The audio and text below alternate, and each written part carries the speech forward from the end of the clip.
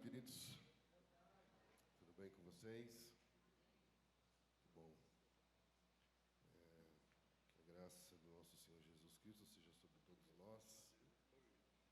Para quem não me conhece, meu nome é Anderson Bonfim, sou casado com a Andréia, somos pais de 3 meninas, naturais de São Paulo. Servimos a uma igreja na cidade de Sorocaba e estamos felizes em conhecê-los. Não conhecíamos essa expressão aqui da igreja em Goiânia. Estamos felizes por poder estar com os irmãos. E nós tivemos um tempo hoje de manhã falando um pouquinho sobre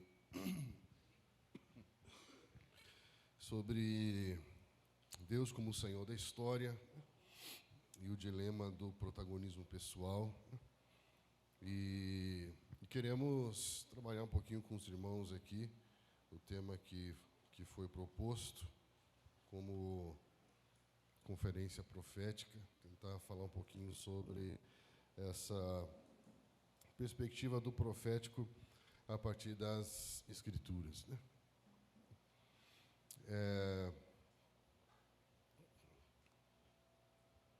Algo que nós temos tentado organizar quando nós vamos estudar as Escrituras é que existe uma diferença entre você transmitir um pensamento e você ajudar a construir uma maneira de pensar. Vou repetir. Então, existe uma diferença entre você construir ou transmitir um pensamento e você construir uma maneira de pensar. Então, nós estamos acostumados a participar de encontros em que as pessoas nos dão definições, em que as pessoas nos dão as respostas prontas, né? Porque nós fomos construídos dentro de uma cultura operacional. Então, eu não sei se você consegue perceber a semelhança que existe entre a escola que você estudou e as pessoas que estão presas hoje. Então, você fica trancado dentro de uma sala, depois você sai no intervalo para tomar um sol, né? Depois você volta de novo para dentro de uma sala, né? Então, nós fomos condicionados a ser operários. E você vai aprender o que eu quero que você aprenda para que você faça aquilo que a gente quer que você faça. Então, toda a engenharia social, ela vai colocar a gente dentro de uma estrutura operacional. E essa estrutura operacional, ela é original da queda. Então, como nós falamos hoje de manhã, essa ideia de que eu tenho que fazer para poder trazer valor e significado para aquilo que eu sou, ela é natural da queda, quando a serpente diz para o homem: o dia que você fizer, o dia que você comer, o dia que você agir, você será. Então, desde então, o homem, movido por essa natureza de orfandade, ele tem feito para ser. E nós vivemos essa vida cansativa de você ter que fazer para provar o seu valor. E eu faço para que eu tenha, para que eu seja. E isso é extremamente cansativo. Por quê? Porque isso nos rouba da natureza relacional. Quanto mais você faz, quanto mais você tem, mais você é. E tira-se da sua vida a importância das relações. Então você já não honra mais os seus pais, você já não tem mais tempo com a sua família, porque agora, em nome de um ideal de vida, você tem que estudar, porque você tem que fazer, porque você tem que ter, para que você seja. Então, nós vivemos dentro dessa engenharia social que foi friamente calculada, desenhada, planejada no inferno diretamente para a sua vida. Então, o que aconteceu é que a serpente quis, então, dar a entender que não é importante investir nas relações. Não é importante investir em relacionamento. Nós falamos hoje de manhã algo muito importante com relação a isso. E eu quero pensar com vocês a partir do que eu chamo de o princípio teocêntrico, ou teorreferente, ou desenvolver o que nós chamamos de a mente teológica. A ideia não é te dar definições sobre o que é profético, sobre o que é natureza, o dom, o ofício, o ministério, não é dar definições, porque isso você encontra em livros. A ideia é conseguir ajudar você, dar ferramentas hermenêuticas para que você saiba como construir um pensamento sobre qualquer assunto na Bíblia. Então, ao invés de te dar um pensamento fechado, eu quero compartilhar com vocês chaves para que você saiba como se construir um pensamento a partir de uma hermenêutica que seja bíblica e que te dá uma zona de segurança para que você pense teologicamente. A primeira coisa que a gente tem que fazer é ter a experiência que nós tivemos hoje de manhã. Hoje de manhã, o que nós vivemos foi o que eu chamo de experiência de extroversão. O que é a experiência de extroversão? É o contrário do introvertido. A natureza caída, o homem não regenerado naturalmente se torna um ser introvertido. O que é um ser introvertido? É aquele que vai aplicar todas as suas energias voltadas para dentro de si mesmo. Então você vai perceber os efeitos do homem caído na introversão da vida. O que é a introversão? É quando, ao invés de eu viver olhando para fora, contemplando o que está além de mim, eu quero falar sobre o que está dentro e que o mundo veja o que está dentro de mim. Você vai perceber isso muito claramente no processo de enfeioramento da arte. Você não pode, teoricamente, definir o que é arte e o que não é arte. Você não pode ir no MASP em São Paulo, numa exposição de arte, e dizer isso que você faz não é arte. Isso é transgressor. Isso você não tem nem direito, nem respaldo, nem autoridade para dizer o que é e o que não é. Mas existem parâmetros, tanto na teologia como na estética, para você perceber beleza. E o que nós podemos dizer é que a arte moderna ela foi perdendo características da beleza. Tem um filósofo inglês muito importante que escreveu um livro chamado Beleza, Roger Scruton. Se você trabalha com arte, você precisa entender isso. O que nós vivemos hoje, infelizmente, dentro das nossas estruturas de culto, é um relaxamento, um desprezo, uma negligência e um abandono do belo. Se você for prestar atenção, a primeira pessoa que na história da Bíblia foi cheia do Espírito Santo foi um artista. E Deus falou, para que eu venha, é necessário que haja arte, que haja beleza, que haja estética. E se Deus encheu do Espírito pela primeira vez na história um artista, a gente não pode menosprezar o valor da estética, da beleza e da arte. Por que nós fazemos isso? Porque somos pós-modernos. Por quê? Porque quando você vai falar para uma pessoa sobre arte, ela vai dizer assim, arte é uma perda de tempo. Quem já ouviu isso já? O que ela está dizendo quando ela fala isso? Ela está dizendo, eu sou um materialista secular assumido da pós-modernidade. Porque para um materialista secular, o que vale, o que tem valor é o que tem utilidade. Estão entendendo? Cuidado, você não pode ser amigo de um materialista, porque ele vai ser seu amigo enquanto você tiver utilidade. Porque para ele, o que tem valor é o que eu uso. O que tem valor é o que me serve. Lembra que nós falamos do mundo centrado no ego e no indivíduo? Hoje de manhã, nós praticamente falamos só sobre isso. Só que Platão já dizia que a arte ela não existe para ser usada, mas para ser contemplada. Porque ela vai despertar em você a experiência reflexiva, contemplativa. Ver, observar, pensar. Estão entendendo? A beleza era para gerar experiência contemplativa, de observar os símbolos e refletir nos atributos de Deus. E nós perdemos isso, porque isso não tem mais valor para nós. E a gente canta coisa que não está vendo. Eu não sei se você viu alguma coisa do que você cantou até agora. Porque a gente cantou como se estivesse vendo. Mas não sei se alguém viu. Eu não vi. Estão entendendo? Então, não sei, cara. Então, olha que nem sei porque eu entrei nisso, cara. Enfim, nós vamos falar bastante sobre essa questão do ver. Mas, o que eu estava falando mesmo? Isso. De pensar a partir de um ponto de referência significa a extroversão. Como que a arte foi ficando feia?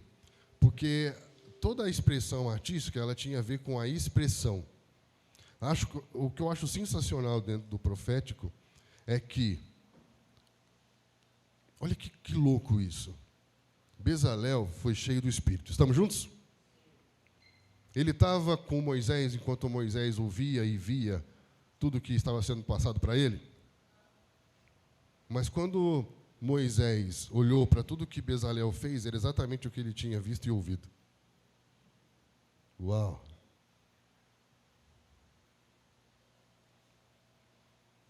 Então, a arte, ela na sua origem, ela tem a ver com expressão. O que é expressão? É quando eu consigo fazer com que você consiga, por um momento, ver a realidade a partir dos meus olhos. Estão entendendo? Eu uso a arte para que você veja o que eu vejo, como eu vejo, a partir de onde estou vendo.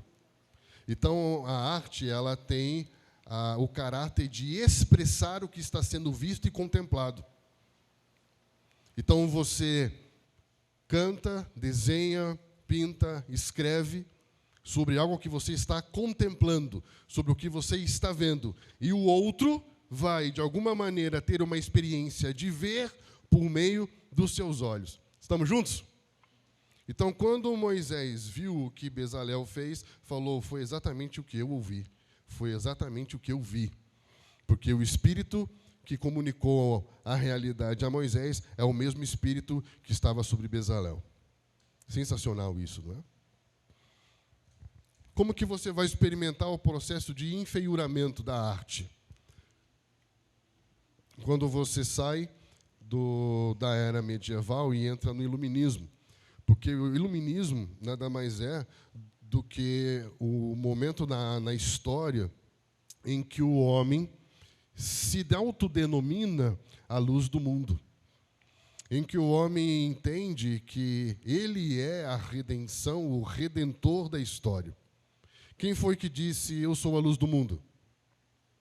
E o que significa o iluminismo?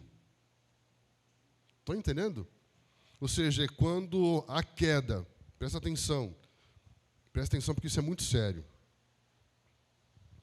Muito sério porque a gente é muito ingênuo e a gente se cala porque falaram para nós que a escola onde seu filho estuda é laico e lá não pode pregar religião. Quem já ouviu isso já? Então, mentira. Mentira porque não existe campo neutro no mundo das ideias. O que é o Evangelho? É uma metanarrativa. O que ensinam para os seus filhos? Uma metanarrativa.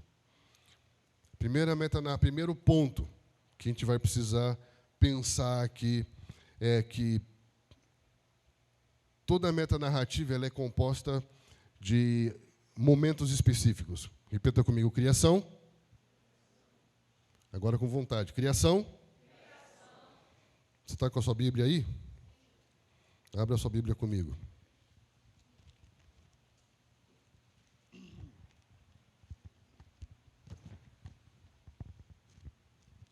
Capítulo 1 e capítulo 2 de Gênesis.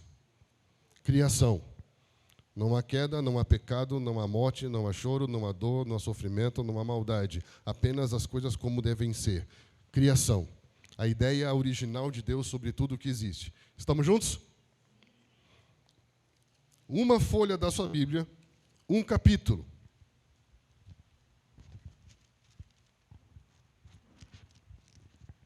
Isso aqui, uma folha.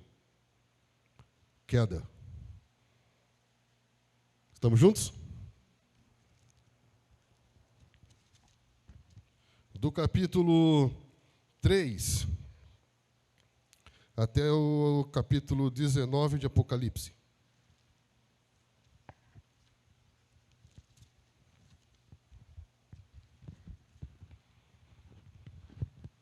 Tudo isso aqui chama-se redenção. A história da redenção. Estamos juntos?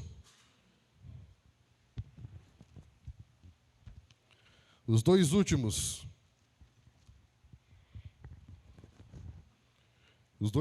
capítulos da sua Bíblia chama-se consumação. Repita comigo: criação, queda, redenção, consumação. O que é interessante? Gênesis 1 e 2, Apocalipse 20 e 21 estão totalmente conectados, porque falam do princípio de toda a criação e a consumação e o desfecho final de toda a criação de Deus. Olha que interessante. O que diz na sua Bíblia em Gênesis 1, 1? No princípio criou Deus. Agora, o que diz na sua Bíblia, Apocalipse 21, 1? E vi um novo céus e uma nova. Percebeu? O que acontece? Ele cria. E capítulo 1 e 2 está toda a ideia original de Deus sobre todas as coisas. Em uma folha da sua Bíblia, no capítulo 3, existe a queda. O que é a queda? A queda é o rompimento do homem com toda a ideia original de Deus. É a quebra da relação do homem com Deus. É quando o homem sai da sua posição original e é afetado na sua estrutura de natureza. No próprio capítulo 3, o próprio Deus estabelece com o homem o que nós chamamos o pacto da redenção. E ele assume a responsabilidade por trazer esse homem de volta para a relação. E toda a Bíblia, praticamente, conta a história da redenção. Até que, eis que vi um novo céus e uma nova terra, que é a consumação, a restauração de todas as coisas. Estamos juntos? Isso é o Evangelho. Criação, queda, redenção e consumação. A gente ouviu muitas vezes as pessoas falarem: nós temos que voltar a pregar o Evangelho. Nós temos que voltar a pregar o Evangelho. Te pergunto, o que é o Evangelho para você? Então as pessoas dizem: não, nós temos que pregar a cruz de Cristo. Ok, mas a cruz de Cristo, ela não é o Evangelho, é parte dele. Estão entendendo? É só você olhar para as Escrituras, querido. É só você ver quando os evangelistas, aos quais nós falamos que nos passam o Evangelho, dizer o que eles estão nos mostrando.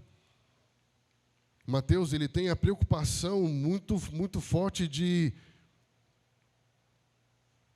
não apresentar o Messias que tem a ver com corresponder à expectativa sociopolítica, econômica, cultural das pessoas da sua época. O que é isso? O homem introvertido. O que é o homem introvertido? É o homem que vai ler o seu mundo a partir dele mesmo, a partir do momento sociopolítico, econômico, cultural que ele está vivendo. Ele pensa e interpreta a partir de si mesmo. E para que o Messias não viesse se encaixar no momento sociopolítico, econômico, cultural e religioso de um povo, eles precisam contar a história desde o princípio. Por isso que Mateus começa com uma coisa que geralmente nós pulamos quando começamos a ler a Bíblia: genealogia. Estão entendendo? Sim ou não?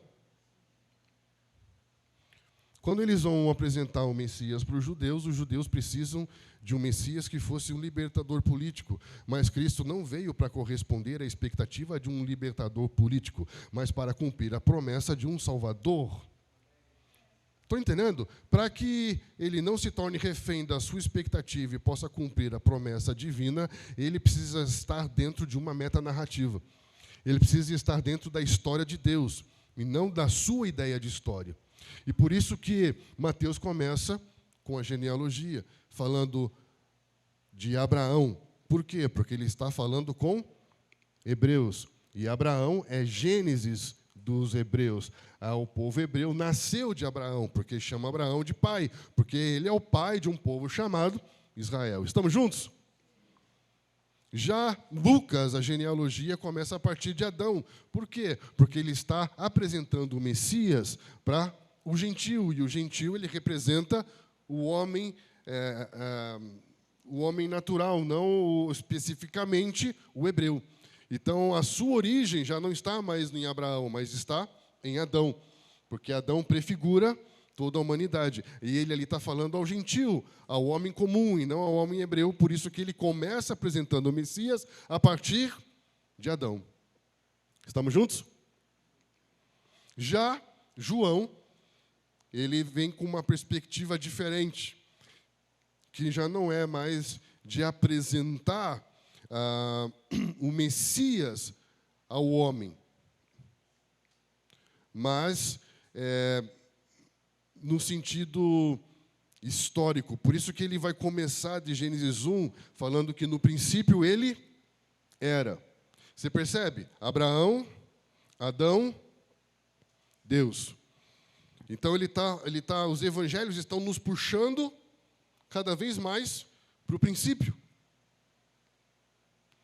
Então, o evangelho não tem como objetivo trazer um Messias que se encaixe na vida do homem introvertido.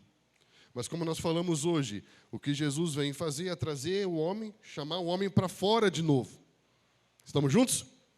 Chamar esse homem para fora de novo, e ele vai chamando os hebreus, Abraão, todos os homens, até Adão, até que ele venha e apresente esse homem ao Deus como Pai. Não é apresentar o Messias ao homem, mas apresentar o homem a Deus. Está dizendo, está aqui. Agora você tem a possibilidade de ver Deus de uma maneira que você não conseguia ver em Moisés. Por quê? Porque Moisés fala que no princípio criou. Repita comigo, no princípio criou. Isso é deísmo. O que é o deísmo? O deísmo vai falar daquilo que o seu professor de geografia, de ciências, de história pode ser. Tem muita pessoa que você conhece que vai dizer assim, eu acredito em Deus, numa força, numa energia por trás do universo, uma coisa que sustenta todas as coisas. Quem já ouviu isso já? Então, tem muita gente que chegou até esse lugar na sua percepção de Deus, que acredita que existe um Deus por trás da criação, que existe um Deus por trás. Minha filha falou uma vez que um professor dela de geografia disse, eu acredito em Deus, numa energia, no poder criador, que está por trás das coisas. Porém, isso é subjetivo, abstrato e impessoal. É a história do relógio, ou seja, existe um Deus que talvez possa ter criado, mas o homem foi lançado à sua própria sorte.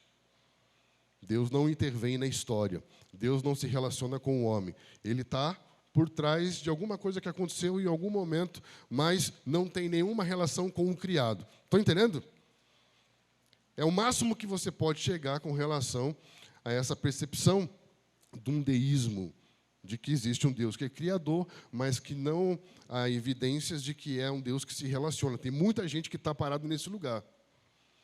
O que é sensacional é que quando João ele vem e apresenta Cristo como Deus, isso muda a história. Por quê? Porque ele vai ressignificar Deus. Gênesis 1 fala, no princípio, João 1 começa dizendo o quê? No princípio era o verbo. O verbo é quem? O verbo é quem? O verbo é o Filho. Estamos juntos? Ele mesmo vai explicar. João 1 é um texto autoexplicativo. Lá embaixo ele vai dizer que o Verbo se fez carne e habitou entre nós e vimos a sua glória. Logo, o Verbo é o Filho. Estamos juntos? Então ele diz, no princípio era o Verbo. No princípio era quem? O Filho. No princípio o Filho, que é o Verbo, estava com Deus. Estamos juntos? Então, no princípio, o Filho que estava com Deus é Deus. Logo, o que é Deus? O Pai junto com o Filho. Uma relação. Então, o que é Deus? Uma relação eterna de amor. Então, ele está dizendo agora para o homem que esse Deus, ele não é apenas o Deus que cria. Ele é o Deus o quê? O Deus que é Pai. O Deus que é relação. Isso muda ou não muda? Estão entendendo? Então, quando você consegue entender o quadro geral, quando você consegue entender a história, você vai ver que o Evangelho ele não tem a ver apenas com um ponto, que é a redenção. Porque se você apenas diz para a pessoa que ela tem que aceitar Jesus, senão ela vai para o inferno, ela não entendeu a história de Deus. E isso não é evangelismo, isso é terrorismo. Ela não foi evangelizada, ela foi ameaçada. Eu só posso considerar que alguém foi evangelizado quando ela entendeu o Evangelho. E o que é o Evangelho? É a história de Deus. Ela entender que há uma criação, que há uma queda, em que nessa queda as coisas se tornaram como estão, mas não estão como foram criadas para ser. E o processo de redenção é o começo da restauração do homem, para que então haja uma restauração de todas as coisas, consumação. E entender que há uma história, onde nós estamos dentro da história de Deus. E as coisas vão começar a fazer sentido. Estamos juntos? Sim ou não? E quando nossos filhos vão para a escola, você precisa entender que eles são evangelizados. Por quê? Porque a primeira coisa que vão dizer para eles é que não existe uma criação e que não existe um Criador. Quantos aqui já foram para a universidade? Já estão? Quantos já ouviram claramente falar sobre isso?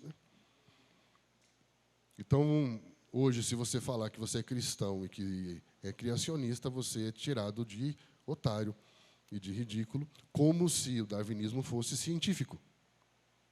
Mas não é, é filosófico.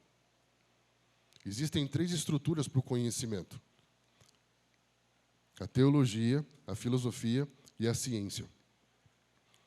E para cada estrutura do conhecimento que revela um conhecimento único, porém ele tem campos de conhecimento, para cada universo de conhecimento existe uma chave.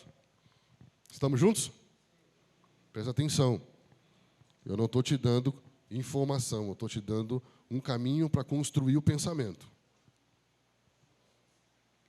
Qual que é a chave para que uma verdade seja uma verdade científica?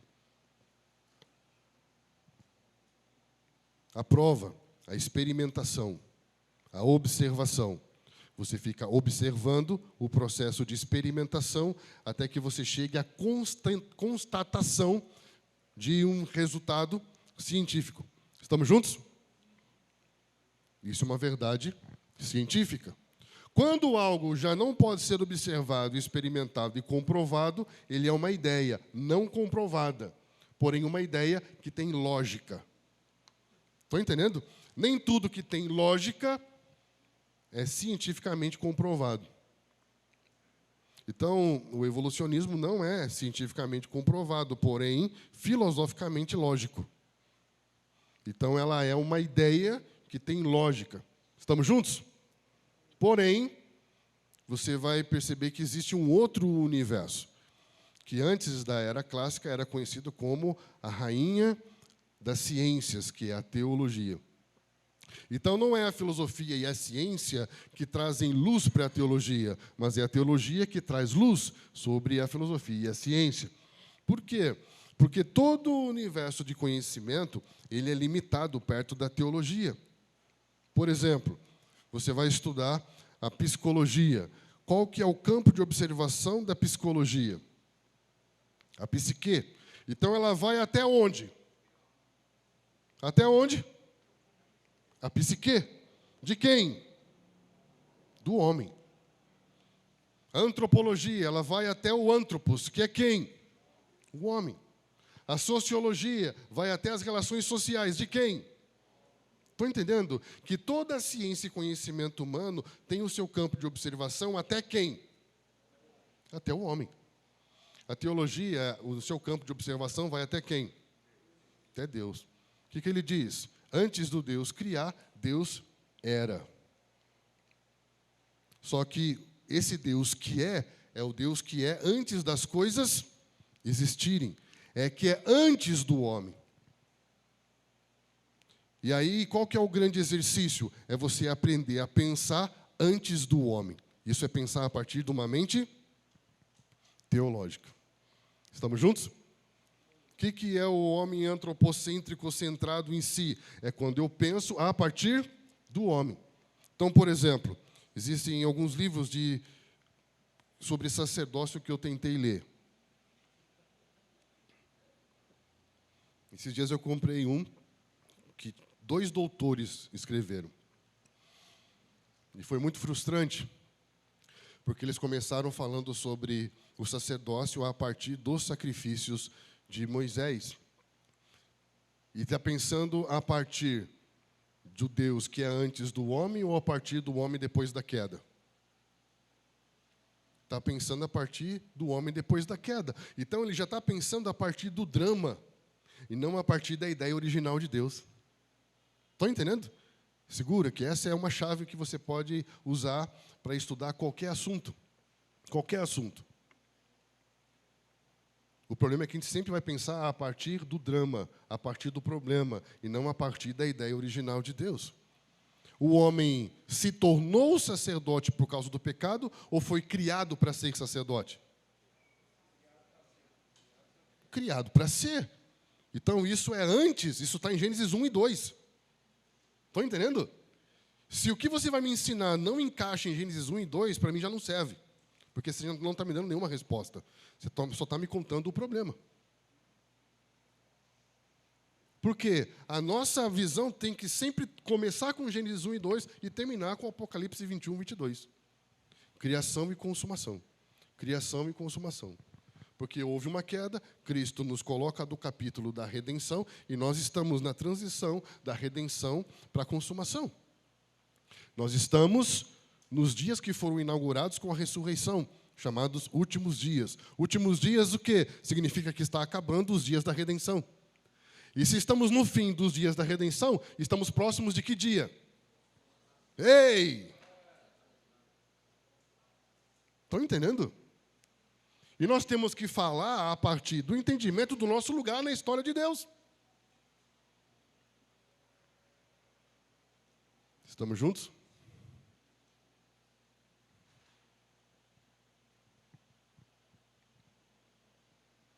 Mesmo?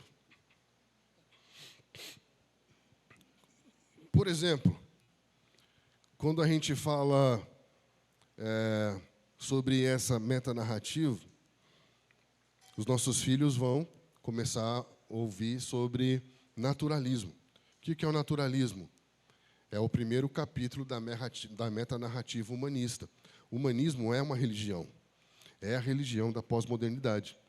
Então, você tem que se posicionar com relação à ideia de que o Estado é laico. Mentira. Há uma metanarrativa por trás do que é ensinado para os nossos filhos na história. O que é metanarrativa? É o evangelho do humanismo. Para nós, o que é criação, para o humanismo, é naturalismo, ou seja, as coisas passaram a existir naturalmente, e não a partir de uma intencionalidade divina. Estão entendendo, querido? Criação. As coisas aconteceram. É uma perspectiva de origem. Então, nós precisamos entender isso. Por quê? Por que o evangelho tem sentido para nós? Porque só pode haver uma consumação porque há uma ideia original, há uma origem. Estão entendendo? Nós só vamos chegar em algum lugar porque nascemos de um lugar. Como que uma civilização que aconteceu do nada vai chegar em algum lugar? Como que algo que surgiu do nada vai para algum lugar a não ser lugar nenhum? Estão entendendo como não tem sentido? É insustentável? Tudo isso é necessário. Por quê? Porque o homem está num estado de negação. E aí você vai perceber que o humanismo vai construir essa ideia de aleatoriedade, essa ideia de que as coisas surgem por acaso. Mas o acaso não é explicação. O acaso é a ausência de explicação. Você já encontrou por alguém por acaso? Quem já encontrou com alguém por acaso? O que isso está querendo dizer? Que vocês não planejaram se encontrar. Estão entendendo? Então, o acaso não explica. O acaso é você me dizendo, não tem uma explicação. Quando você fala de aleatoriedade e do acaso, você está dizendo, não tem uma explicação. Só que a perspectiva teológica tem uma explicação, porque a perspectiva teológica vai além daquilo que o homem pode alcançar. Todas as ciências, elas barram no homem. A teologia, ela é antes do homem. Estão entendendo isso? Cara, isso é tão lindo. Tão lindo por quê? Porque a partir dessa ideia original é que nós vamos ter o olhar profético. O que é o profético? O profético não é o esquisitismo. O profético é a capacidade de ver, ouvir e comunicar. Ver, ouvir e comunicar. É uma natureza, não é um dom nem um ministério. E você precisa entender o princípio para que você perceba que, no princípio, o homem não tem dom profético e não exerce ministério profético. Ele é naturalmente profético. Por quê? Porque ele tem luz para ver, ouvir e se comunicar espiritualmente. Estão entendendo? Quando você entende o princípio e o fim, você consegue entender o que você tem que se tornar no processo da redenção. Quando você não olha para o princípio, naquilo que o homem era e o que o homem alcançou, você perde objetivo na sua vida. Vou te explicar. O que Adão era e o que Adão viveu não cabe no tipo de gente que nós nos tornamos hoje. Não tem como encaixar Adão no homem pós-moderno. Estão entendendo? Quando você olha para Adão e acha que Adão poderia se encaixar no homem que você é hoje, você perde perspectiva de glória. 2 Coríntios capítulo 5 fala que aquele que está em Cristo é uma nova, as coisas velhas, tudo se fez. Ele começa dizendo, portanto, repita comigo, portanto. O que isso significa? Significa que ele está concluindo tudo o que ele disse antes. Então, portanto, se alguém está em Cristo, é uma nova criatura. Todos os versículos anteriores vai traçar cada característica do que é ser uma nova criatura. E ele vai dizer que uma das características do ser uma nova criatura é alguém que geme por ser absolvido pela vida indestrutível e ser glorificado. Estamos juntos? Quantos de nós hoje gememos pela glorificação? Porque quando eu entendo o Evangelho, eu percebo que eu fui salvo, estou sendo salvo e serei salvo.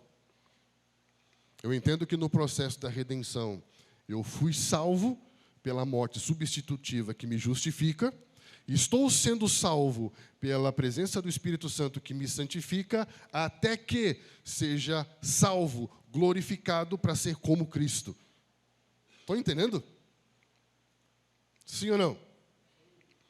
A questão é que, se eu vejo Adão como um homem possível a mim hoje, eu não tenho expectativa de glória. Eu não tenho um anseio de uma glória que há de ser revelada. Então, é muito importante que você volte ao princípio e veja Adão como um homem impossível para a sua realidade agora. Um exemplo que eu gosto de usar é que, se Moisés ficou 40 dias na presença de Deus e a sua carne brilhou, como era Adão?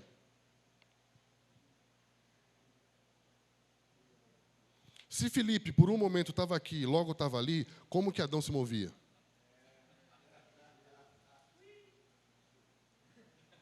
Estão entendendo? Você não consegue imaginar o que era Adão, velho. Agora imagine Jesus.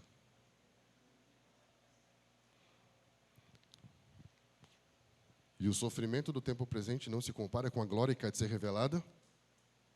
Estão entendendo, querido? Quando você começa a entender o que Deus criou o homem para ser, você começa a desejar aquilo que Ele quer que você se torne. Então você sai de um lugar de estagnação. Por isso que o humanismo ele tem que roubar a origem e tem que roubar o desfecho. O que o humanismo vai dizer? Aleatório. Não existe origem, não existe intencionalidade, é tudo por acaso. E o que ele vai dizer com relação ao futuro? Niilismo. Carpe diem, ou seja, é o aqui e o agora, porque o amanhã não existe. Estão entendendo? Ele te rouba a criação e te rouba a consumação. E a vida perde completamente o sentido. Então, nossos filhos são doutrinados nessa ideia de que não existe um princípio, de que não existe uma origem, de que não existe uma intencionalidade, de que não existe relacionamento, que as coisas são por acaso e que as coisas vão para um lugar nenhum. Um profeta do niilismo, por exemplo, era Renato Russo, que ele dizia, é preciso amar como se não... Ou seja, não existe o amanhã. Comamos, bebamos, porque amanhã morreremos. Isso se chama niilismo. Niilismo é o fundo do poço. Por quê? Porque a modernidade, ela acredita, ela não crê em Deus, porque ela tem que negar a existência do Deus para poder supervalorizar a existência do homem. A pós-modernidade é quando ele já questiona a ideia de um mundo melhor constituído pelo ser humano. Por isso que Bauman vai falar sobre o mundo líquido. O que é? A pós-modernidade, ela questiona todos os absolutos estabelecidos pela modernidade. E você acha que isso é ruim? Não, desde que você tenha o Evangelho. Estão entendendo? É ruim só para quem não sabe o que é o Evangelho. Porque graças à pós-modernidade, hoje, milhares de jovens estão se convertendo do islamismo. Eu voltei o ano passado do Egito e eu vi histórias lindas de jovens que estão se convertendo por causa da perspectiva pós-moderna de questionar os absolutos. E aí eles vão para as mesquitas e para os sacerdotes das mesquitas e perguntam para eles sobre as suas dúvidas. E eles falam, não questione Alá, e não responde às suas perguntas. Aí eu ouvi um apóstolo, eu conheci, posso dizer que eu conheci um apóstolo de verdade, e aí esse cara falou que essa jovem foi perguntar para ele as coisas que ela perguntou na mesquita e ninguém respondeu. E ele respondeu todas as perguntas que ela fez e fez algumas perguntas para ela. E ela disse, além de você responder todas as minhas perguntas, você me fez perguntas que eu não tenho resposta. E ela se converteu. Hoje ele é uma menina que fala mais de 4 idiomas, mora no Marrocos, e ela tem uma startup, e ela é uma grande testemunha. Ela foi deserdada pela família, abandonada, foi enviada para o Brasil, ela estudou no Brasil e voltou para o Marrocos, e hoje ela está fazendo missões no Marrocos, uma menina que se converteu por causa da filosofia da pós-modernidade. A gente não pode ter medo da pós-modernidade. Você precisa se preparar para ela, foi o que a gente falou hoje de manhã. Porque se a pós-modernidade questiona tudo, é só você ter resposta. Só que para ter resposta tem que estudar. Estão entendendo, querido? E essas perguntas não são diferentes das perguntas que os seus filhos te fez quando tinha 4 anos de idade, 5 anos de idade, 6 anos de idade. Qual é a primeira pergunta que uma criança faz? Se Deus existe, por que não vejo? Aí você vai lá para um livro de teologia sistemática, é o primeiro capítulo, Deus. O Deus invisível. Qual é a imagem do Deus? Teologia pura. Porque toda criança nasce com anseio de Deus. E a gente não responde. E desde criança a gente diz para eles, teologia não é importante. Estamos juntos? E olha que interessante. Quando você vai estudar história, os nossos filhos vão ouvir na escola sobre a era medieval. Quem já ouviu falar sobre a era medieval? A era medieval é a era em que Constantino estabelece o governo em Roma, e eles passam a exercer um poder de influência político-religioso sobre uma grande parte do mundo. E o que acontece, não vou entrar no mérito disso se é bom ou ruim, porque dentro da cosmovisão são duas esferas de influência diferentes. São duas instituições diferentes. E cada instituição ela tem que cumprir o seu papel dentro dessa grande complexidade social. Complexidade não no sentido de difícil, mas complexidade, como nós falamos hoje de manhã, no sentido de todas as coisas se relacionarem. E essa era medieval é chamada como Era das Trevas.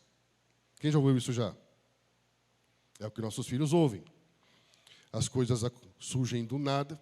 Aí depois você vai ver que existe uma era clássica, que é a era dos pais da filosofia. Depois vem uma era medieval, trevas, em que há uma ascensão do poder religioso, em que a religião exercia uma influência sobre a arte, sobre a educação, sobre a política, sobre a economia. Estamos juntos? Sim ou não? E aí, graças a um caminho pavimentado pela própria Reforma, o Iluminismo pega carona na Reforma. Eu não sei se a Reforma no Iluminismo ou o Iluminismo na Reforma, porém, não tem como você negar a relação que existe entre os dois, e a Reforma ela vai quebrar essa mediação institucional da Igreja para que nós possamos resgatar valores doutrinários importantes da nossa fé. Estamos juntos? A questão é que, nesse momento de ruptura com a mediação institucional, também se inaugura o Iluminismo. O que é o Iluminismo? É a autonomia do indivíduo, em que agora, já que há uma quebra da mediação institucional na esfera religiosa, também vamos aproveitar para que haja uma quebra em todas as instituições sociais. E aí o Iluminismo vai falar sobre a autonomia do pensamento. E se separa a religião do direito, religião da educação, religião da economia, religião da política, se separa. Aí inaugura-se o que nós chamamos de era secular, em que se separa o sagrado do secular. Estamos juntos? Essa era secular, eles vão chamar de iluminismo. O que quer dizer isso?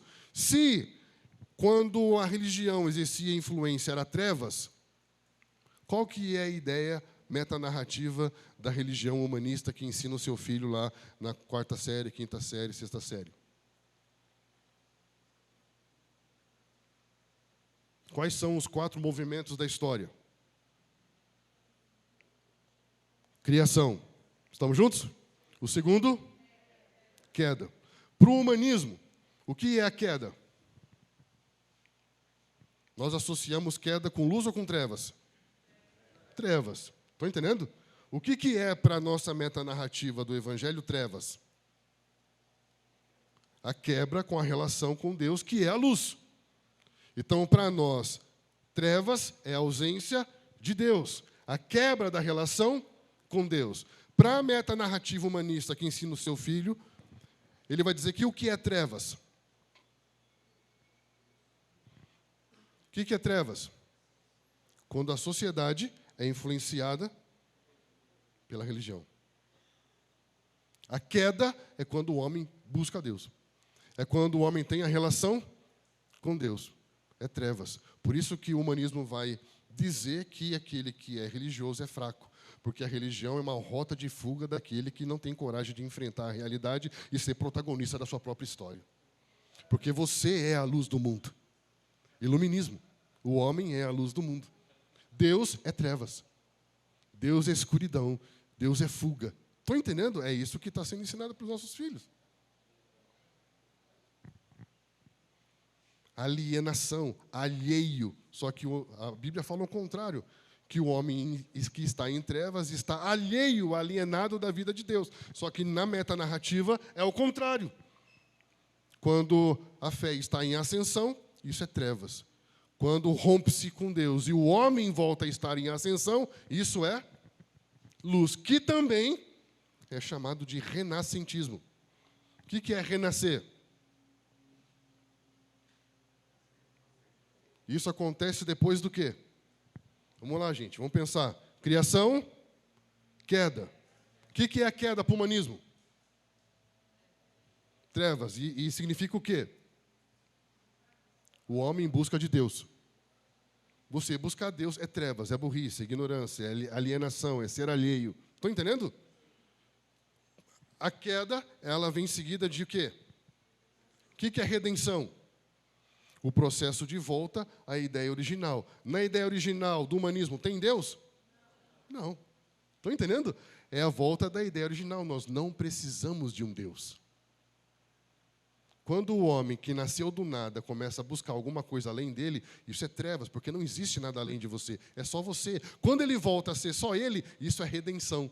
O que é a redenção? O caminho de volta para a ideia original. No humanismo, tem Deus na ideia original? Não. Então, a redenção para o humanismo é voltar a que ideia? A ausência de Deus e é só você. Renascer, nascer de novo. É o nascer de um novo mundo separado de Deus. Redenção. Um novo homem que agora, por meio de ser senhor da economia, da ciência, do direito, da arte, da cultura, ele vai pavimentar um caminho para um mundo perfeito, consumação. Sabe o que me assusta? O que me assusta é que a gente não sabe o que é pós-modernidade. E o mundo já está falando sobre pós-humanismo. O mundo pós-humano, que já é o passo seguinte depois da pós-modernidade. E o que é isso? É a reconstituição da eternidade sem Deus. Procura no Google, pós-humanismo. Você vai ver Elon Musk e um monte de gente falando sobre experimentos científicos que vai fazer com que o homem não tenha mais doença, que o homem se congele, que ele viva para sempre. Ou seja, é a ideia de consumação de uma eternidade sem precisar de Deus. A promessa de um mundo perfeito, de um mundo que será para sempre. Estão entendendo? E isso tem tudo a ver com o quê? Darwinismo. Só que existe um darwinismo social que os cristãos que defendem o darwinismo não prestam atenção. Todo darwinista, ele é elitista. Você acha que quem que vai viver esse mundo do pós-humano? O pobre tem lugar nesse mundo? Não, velho. É uma elite. Estão entendendo? Jesus veio e sentou com quem? Comeu com quem? Andou com quem? Falou que o reino é de quem?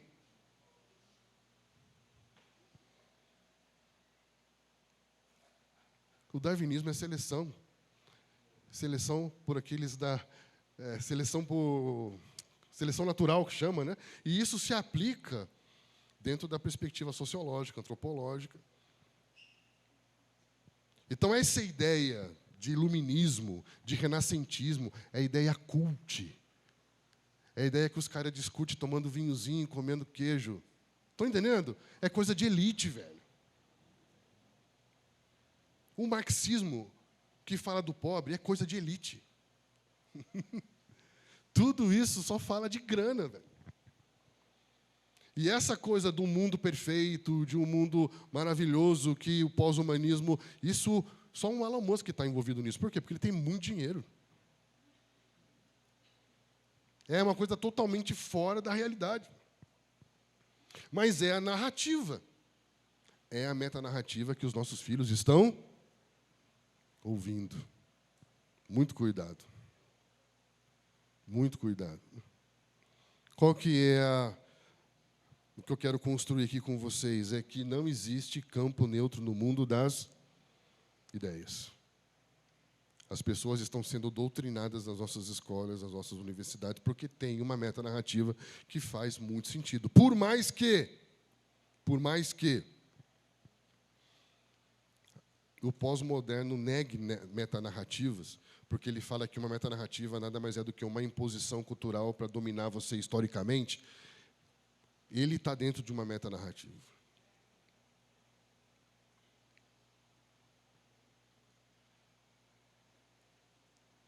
Uma coisa que está acontecendo no mundo hoje, não sei se você já parou para pensar, que a modernidade, ela supervalorizou o homem. Estamos juntos? A pós-modernidade, ela começa a questionar. Por que fala do mundo líquido? Porque questiona os absolutos. Então, você percebe, existe um absoluto homem e mulher, a pós-modernidade questiona. Existe um absoluto que se criou historicamente na política de direita e esquerda, a pós-modernidade questiona. Existem absolutos que definem situações, família, Estado, economia, então ela vem questionando absolutos. Isso é ruim, desde que você não tenha resposta. Qual que é o problema? O problema é que, na maioria das vezes, nós temos definições impostas. Nós não construímos narrativas que vão trazer compreensão do sentido da vida. E aí nasce o que nós chamamos do niilismo. O que é o niilismo? É onde muitos dos jovens estão hoje. Porque o niilista é aquele que não acredita mais nem em Deus e nem no homem. E mais nada. Ele está tão decepcionado, aí o cara larga tudo e vai para o Greenpeace. Porque agora eu acredito nas baleias. Estão entendendo? Eu vou defender os cachorros. E tem gente que ama mais cachorro do que gente. É um niilista. Kurt Cobain, niilista. É uma sociedade que não acredita em mais nada. Só que está acontecendo um fenômeno, presta atenção. Você já deve ter visto isso acontecer perto de você. O niilismo, que é o fundo do poço ideológico, quando você não acredita mais no homem, não acredita mais em Deus, mais em nada, ele vai exigir de você que você procure por uma saída. Olha só o que está acontecendo. Olha que interessante.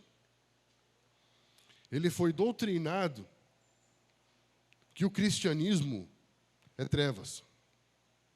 Estamos juntos? Sim ou não? Porque ele vai lembrar da história e ele vai associar o catolicismo apostólico romano com trevas. Estamos juntos?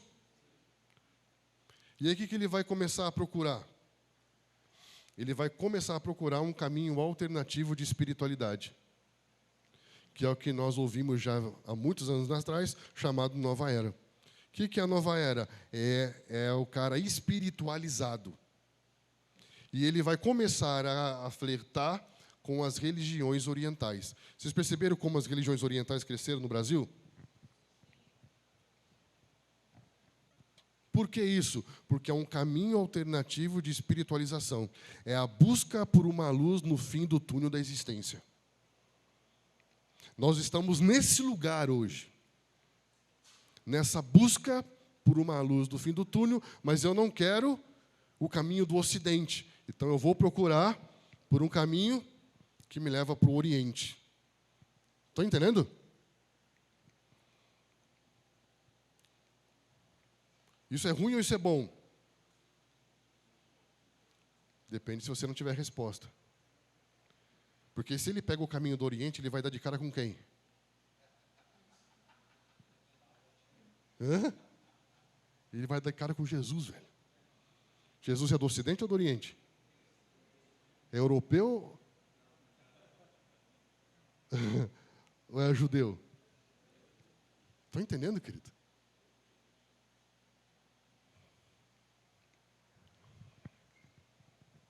É tudo uma questão de perspectiva. Deus é o Senhor da história. Então, isso para mim é muito encorajador.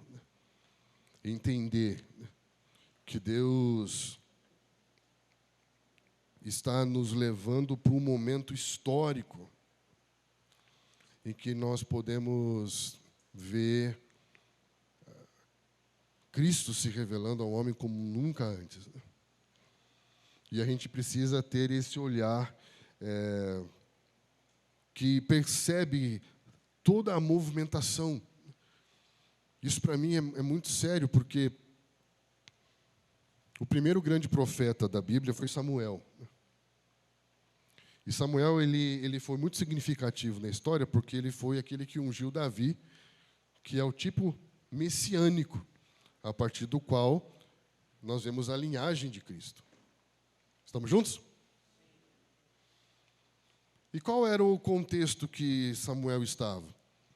Um contexto em que as pessoas estavam tão ocupadas com as questões do templo que não perceberam o que estava acontecendo no templo. Vou falar de novo. Você está tão ocupado das questões do templo que não percebeu o que está acontecendo no templo. Só quero te dizer algo, Deus não é evangélico. Deus é Deus. E Deus, quando fala, Deus fala na história. Estão entendendo? Deus está movendo algo na história. E nós estamos nos escondendo dentro do templo, sem perceber o que Deus está fazendo no tempo, na história. E aí você vai pegar um princípio de sombra e realidade. Se Davi faz sombra para o Messias, Samuel faz sombra para João Batista. Estão entendendo? Porque assim como Samuel nasceu de uma mulher que se chama Graça, aponta para um tempo que está além dele. Lembra que nós falamos hoje de manhã? Quando Deus intervém num ponto da história, Ele está naquele ponto da história projetando o futuro. E o futuro faz sombra naquele ponto da história. E quando você persegue a sombra, você encontra a realidade. Quando você olha para Ana, ela faz sombra para um manifesto de graça em Isabel, que gera um profeta chamado, que vai apontar o Cordeiro de Deus que tira o pecado do mundo. E a grande questão é que, assim como nos dias de Ana e de Samuel, que foi o primeiro grande profeta da história, nos dias de Jesus, as pessoas estavam se ocupando do templo e não percebeu o que Deus estava fazendo no templo. Quem foi que percebeu que o Messias havia nascido? Quem estava no templo ou quem estava na sociedade?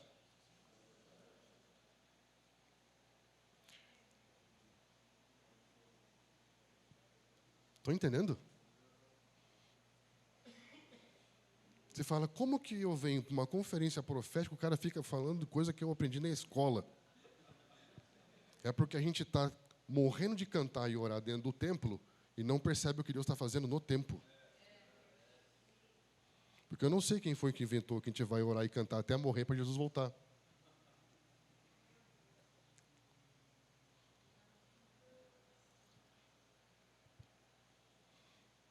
Estamos juntos? Tudo que aconteceu na história, homens cantaram o que viram. Homens oraram o que viram. Homens profetizaram o que viram. Nós papagaiamos o que outros falam. Enquanto você não vê, não fale. Enquanto você não vê, não cante. Então o que eu vou cantar? Comece a cantar coisas que a Bíblia fala sobre Deus, porque é o que você tem como realidade. Quando você vê aquele que tem olho de fogo, aí você canta. Mas se você não vê, não canta, velho. Porque não faz nenhum sentido. Meu Deus do céu, não faz sentido.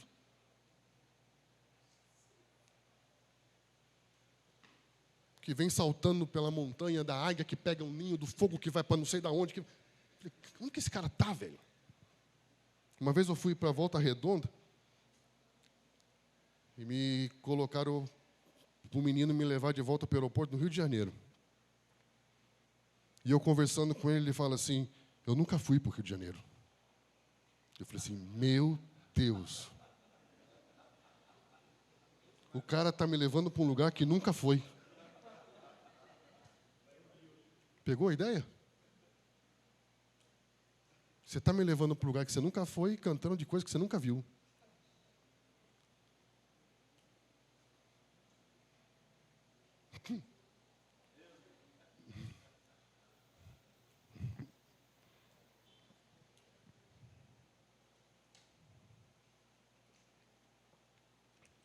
Tem alguém aí? Esses homens, eles viram. O que é o profético? É ver.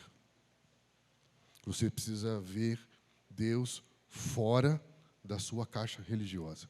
Deus é o Senhor da história. Você já parou para pensar? Eu sempre procuro fazer uma leitura em cima de um mapa, em cima de uma linha do tempo. E o movimento de salas de oração, ele explodiu no mundo na mesma época em que explodiu o Vale do Silício. Na mesma época que começaram a se espalhar pelo mundo startups e espaços colaborativos de empreendedorismo, em que jovens sem dinheiro começaram a ver o futuro e desenvolver projetos de sustentabilidade global. E eu fico pensando, o que tem a ver uma coisa com a outra? O que tem a ver uma coisa com a outra? Pelo amor de Deus, alguém me explica. Quando Deus começa a se mover na história, você vai perceber que, quando Ele fala com um tempo. Estamos juntos? Quando Deus falou na cidade dos homens, quando nós estávamos hoje de manhã, quando Deus falou com Noé, Deus não falou apenas com Noé, Deus falou com um tempo. Porque Ele falou, eu dou 120 anos ao homem. Ele tinha 480 anos quando ouviu Deus. Com 600 anos o dilúvio veio. Judas vai explicar que ele foi um pregador de justiça. Durante 120 anos ele pregou arrependimento para uma geração. Porque Deus deu uma palavra para um tempo na história, não para um povo específico. Estão entendendo? Não tinha a ver com o templo, tinha a ver com o tempo. Ele pregou arrependimento até o último instante para uma geração que não creu. Estão entendendo? Por que você acha que ele tomou um porre logo depois do dilúvio? Você acha que ele ficou feliz de ver a humanidade toda morrer? Por que Elias ficou depressivo depois que morreu 400 profetas de Baal? Você acha que ele ficou feliz? Não é que não é igual a gente, não. Que vê um tsunami no Oriente, que vê um monte de guerra, e fala, isso aí tem que morrer mesmo, bandido bom, bandido morto. Estão entendendo? Que tipo de crente fala isso, velho? Nenhum homem na história ficou feliz com o juízo. Moisés fala, se for desse jeito, então risca o meu nome. Me tira do jogo. Me mata logo. Mas Deus falou com um tempo, e Ele gastou a vida dele pregando arrependimento para o mundo.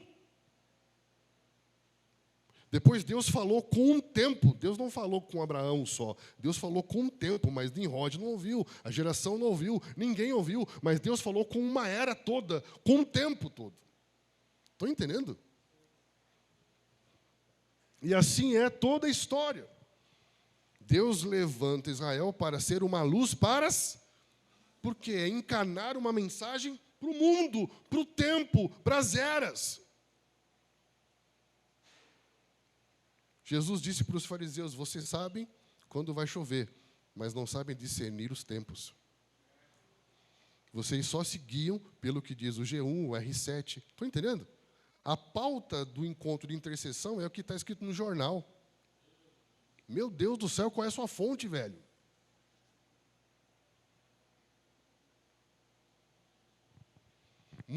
Muito tempo antes de estourar a Lava Jato, Deus nos deu uma pauta.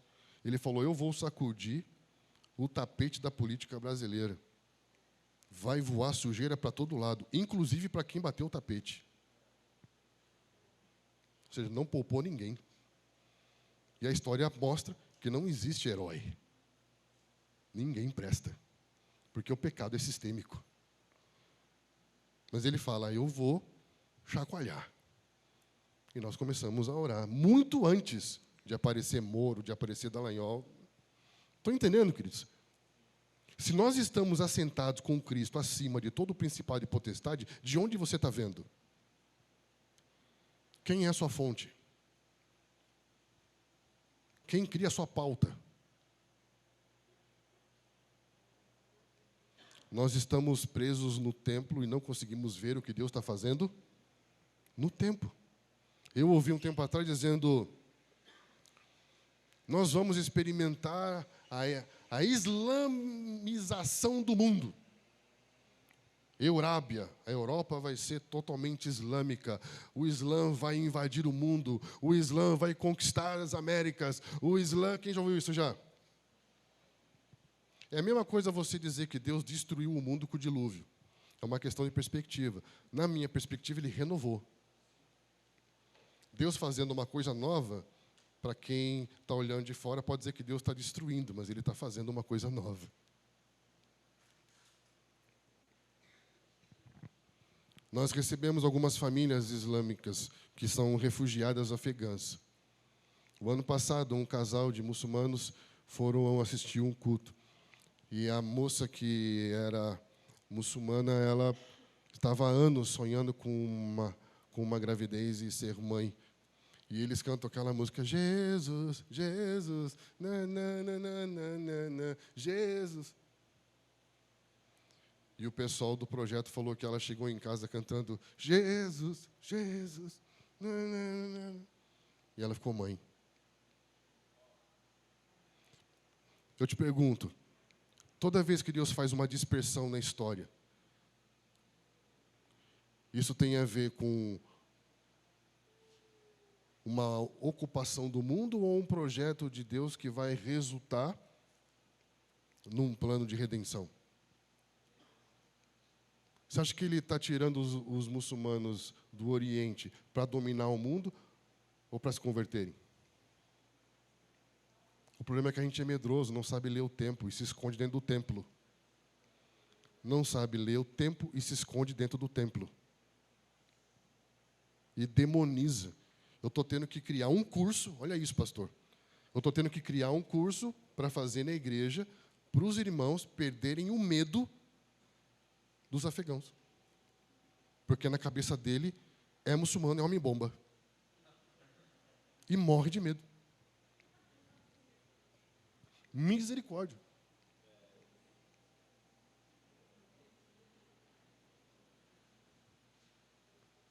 É muita ignorância, velho. Então, o que nós estamos percebendo? Que Deus está fazendo um movimento no tempo e a gente entende tudo errado. Por quê? Porque não temos uma natureza profética. Deus faz um movimento na história, a gente interpreta tudo errado. Morre de medo. Como se Deus tivesse perdido. Nós estamos vendo muitos e muitos e muitos refugiados do Oriente se convertendo. E domingo eu disse para um casal, quarta-feira agora eu estava pregando, e eu disse para um casal de refugiados, assim, Deus vai levantar vocês como uma voz, e vocês vão voltar, e vocês vão contar uma boa notícia para a nação de onde vocês vieram. Eles não faziam ideia do que eu estava falando. Primeiro, porque não entendiam minha língua. E segundo, porque tudo é lindo, tudo é bonito, mas Deus vai fazer algo. Deus está fazendo algo. Há 20 anos atrás eu ouvi uma profecia, Brasil, tu és escolhido, tu serás um celeiro de missões. Quem ouviu isso? Vai no dicionário e procura o que é celeiro. A gente é tão estúpido que a gente interpreta as coisas que Deus fala a partir daquilo que a gente quer fazer. A gente quer ir para fora. Deus deu para nós uma missão. Receba o mundo. Acolha o mundo. Treine o mundo. E devolva essas pessoas para o mundo. Brasil, tu és escolhido para treinar as nações.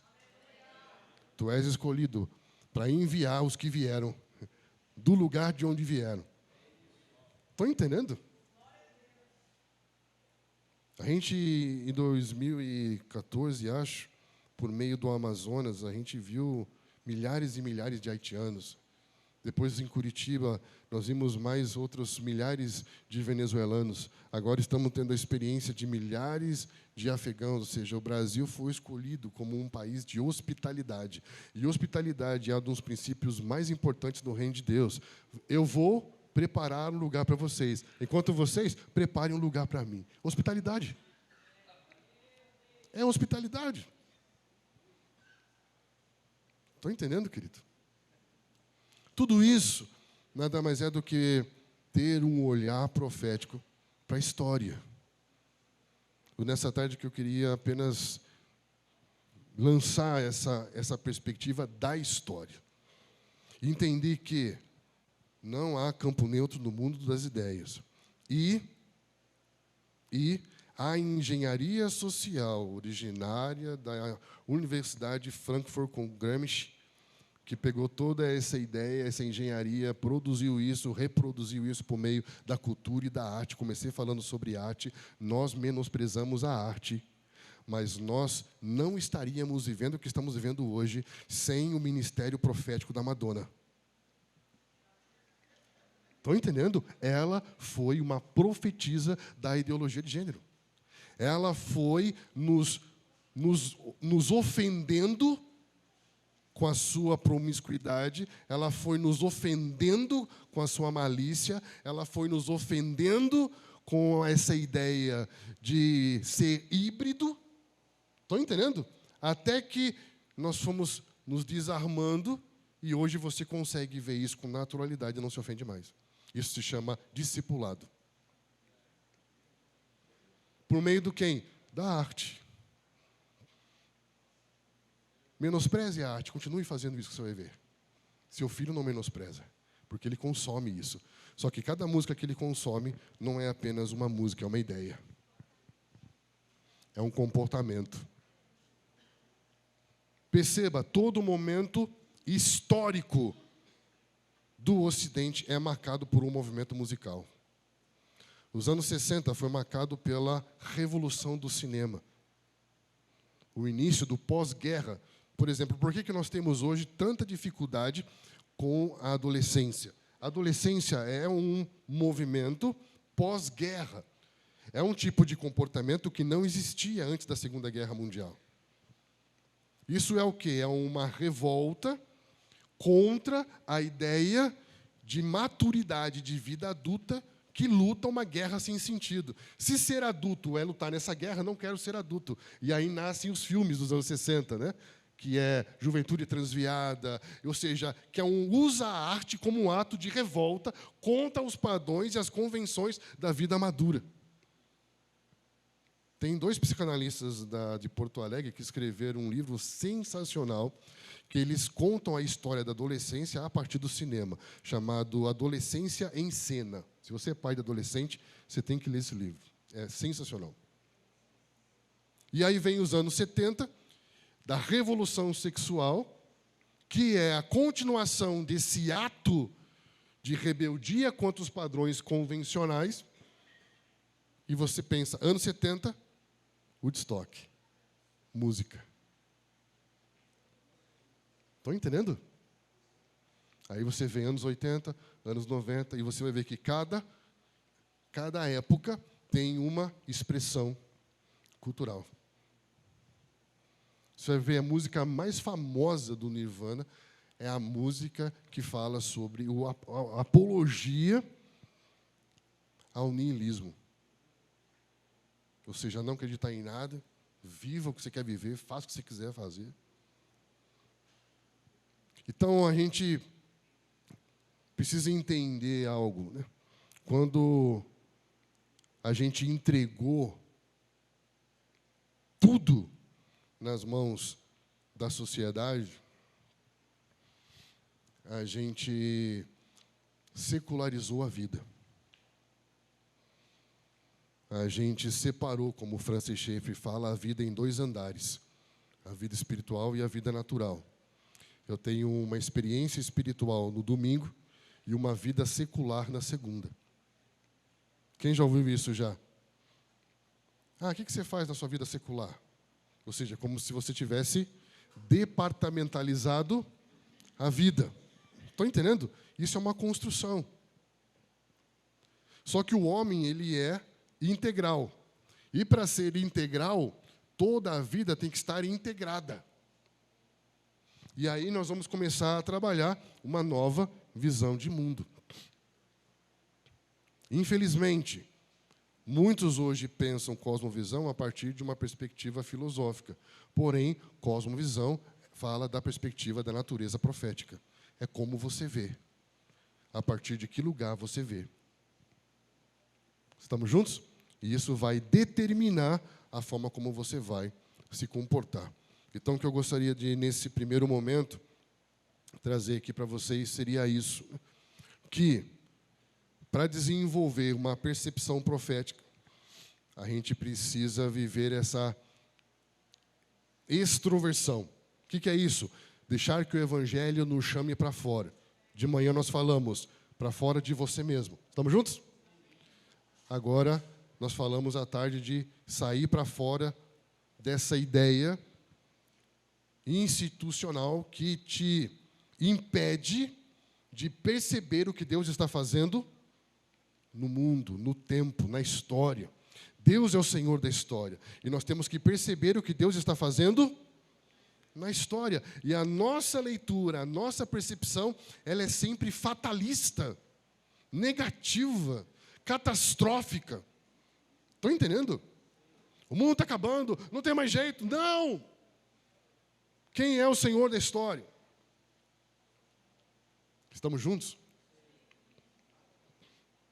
Deus falou com o faraó. Ele era crente? Era judeu? Conhecia Deus? Não. Deus falou com o tempo. E falou muitos anos antes com Abraão que ia fazer isso. E aí levantou um homem que temia Deus e que conseguiu discernir o tempo. Estão entendendo? Aí você vem e profetiza por mão. Eis que te digo, que Deus vai te levantar como um José. Ele fica feliz da vida. Qual que é a interpretação dele? Você é rico.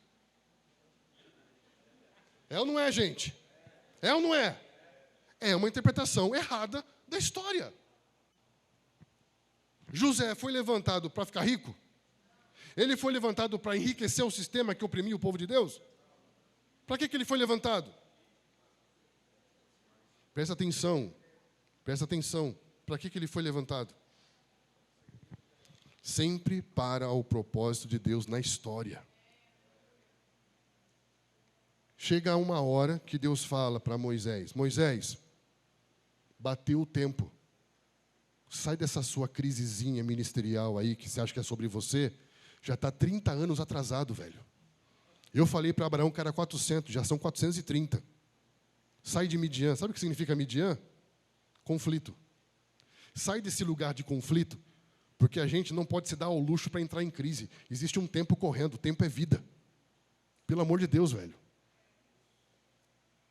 Pelo amor de Deus, aí vem um cara que está 5 anos em crise existencial. Estava conversando com os meninos que eu fico em crise de ir para a academia, porque são 2 horas do meu dia que eu perco. Assim, meu Deus, 2 horas eu podia estar fazendo tanta coisa. Aí Paulo fala, né? Para que serve esforço físico? É brincadeira, gente. Isso é coisa de gordo ou sem vergonha. Então,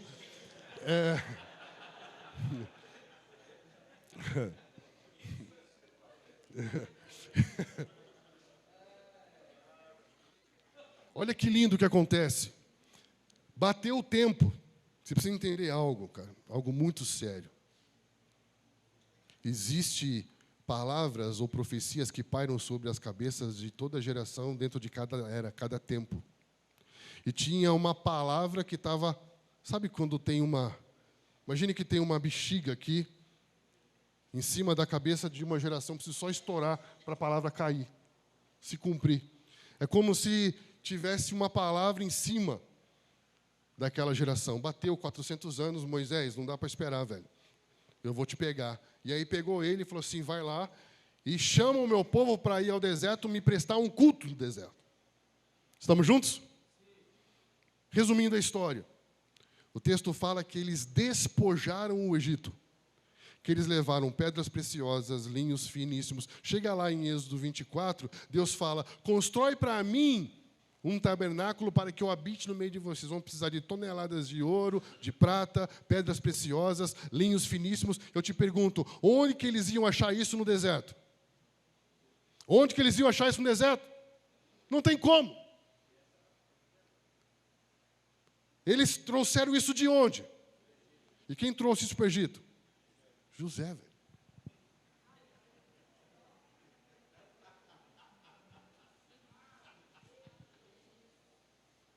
Estão entendendo? É o Deus na história. Isso é ser profético. O cara está aqui num tempo, trabalhando para o futuro. Daniel, Deus falou com um tempo. Estão entendendo? Deus falou com um tempo. Mas o tempo não conseguiu entender. Deus levanta um homem para decodificar o que Deus está falando por um tempo. Estamos juntos? É um cara que foi lançado para morrer por orar.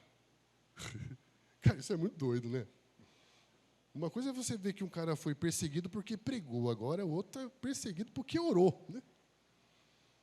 Hoje a gente nem precisa que ameacem a gente só ligar a Netflix, né?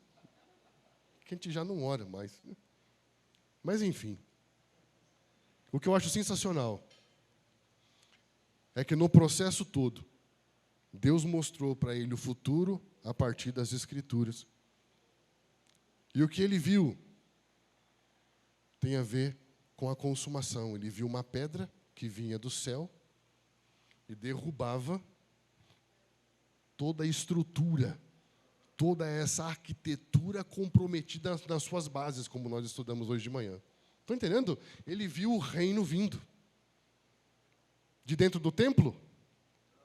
Não. Entendendo o tempo. E hoje a gente estuda a consumação a partir de Daniel. Meu Deus do céu. Um cara que estava na sombra até mesmo da manifestação do Cordeiro. Que para nós, a cruz, o Cordeiro já não é mais sombra, já é realidade. Uau, cara! Mas estamos na sombra com relação à revelação do Salomão de Davi. A gente entendeu o Isaac de Abraão, mas ainda não entendeu o Salomão de Davi. Estamos ainda perseguindo a sombra e estudando o que Daniel viu muito antes de nós. Isso é ser profético. Esse cara estava dentro do templo? Os pastores estavam dentro do templo? Os magos estavam dentro do templo? Esses caras viram o que Deus estava fazendo no tempo. Amém, queridos? Não estou de maneira nenhuma, depreciando, nem negando a doutrina da igreja, nem a importância da eclesiologia e do congregar. Vocês entendem isso? O que eu estou falando é que nós estamos negligenciando o olhar para o que Deus está fazendo no tempo.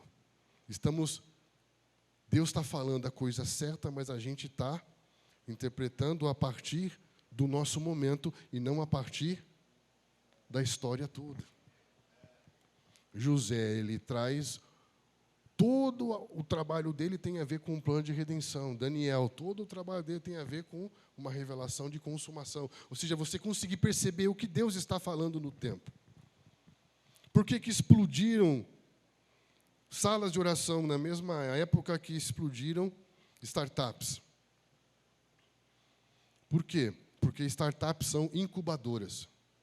O que são incubadoras? São o lugar em que ideias que podem mudar o mundo são concebidas, em que há muita ideia, pouco dinheiro e muita atitude. Repita comigo. Muita ideia, pouco dinheiro, muita atitude. Isso são as startups. O que são salas de oração? São o lugar em que você tem muita revelação, pouco dinheiro e muita profecia. Com relação ao quê? Com relação à agenda de Deus para os próximos anos. Se você ora 24 horas por dia, mas ainda não tem uma agenda de Deus para os próximos anos, eu não sei o que você está orando. Estão entendendo? O que são as startups? São incubadoras de inovação. O que é inovação? É quando você olha para o futuro, não vê problemas, mas propõe respostas. O que José fez? Abriu caminhos onde não havia caminho. O que Daniel fez? Decifrou códigos com relação ao futuro. O que o ambiente profético tem que fazer?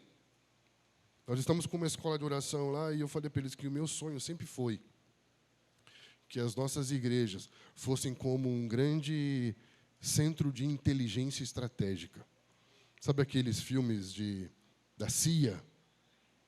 Aqueles filmes que tem uns lugares com um monte de TV assim, para todo lado e ver o que está acontecendo no mundo todo. Passa foto de um monte de gente. Tem informação sobre tudo. Sabe o que está acontecendo em todo lugar. Para mim é isso que Deus fala. Sobe na torre de vigia para que você veja. Sobe aqui, vem e vê. Estão entendendo? A igreja tem um lugar que seja um QG de inteligência estratégica, em que Deus vai nos falar sobre o que vai acontecer nos próximos anos, e nós vamos mandando informação para todos os irmãos que estão em campo, no Oriente, no Ocidente, na África, na Ásia, na Europa, e dizer, irmãos, vai acontecer isso nos próximos anos. Nós não vamos mais ser reativos. Estão entendendo? O que é reativo? É reagir quando a coisa já está acontecendo. Mas é saber antes do que vai acontecer. O que aconteceu com Noé? É aquilo que Paulo orou. Eu intercedo para que Deus dê espírito de revelação e de sabedoria. Repita comigo, revelação? Sabedoria. O que é revelação? Eu vou falar para você o que ninguém sabe. Sabedoria, eu vou ensinar você o que fazer com a informação que você tem. Isso é um ambiente profético, em que nós conseguimos ver o tempo. Entende? Jesus fala, você sabe quando vai chover, ou seja, você só vê o natural. Você só vê o que todo mundo vê. Você não consegue ver além do que as pessoas estão vendo. Alistair McGrath fala que a fé não é um salto de escuro, é a capacidade de ver o que ninguém está percebendo. Estão entendendo, queridos? Isso vai ativar em nós um ambiente profético. Primeiro, entender que nós estamos dentro da história de Deus. Segundo, entender que momento estamos na história. Terceiro, entender o que Deus está fazendo no tempo. E o templo não está alienado do que Deus está fazendo, mas ser um lugar que é uma torre que vai nos ajudar a ver o que Deus está fazendo no tempo e nos preparar para a agenda de Deus nos próximos anos. O que Deus vai fazer nos próximos dias. Isso faz sentido para você ou não? Sim ou não? Então, eu acho que é isso por enquanto.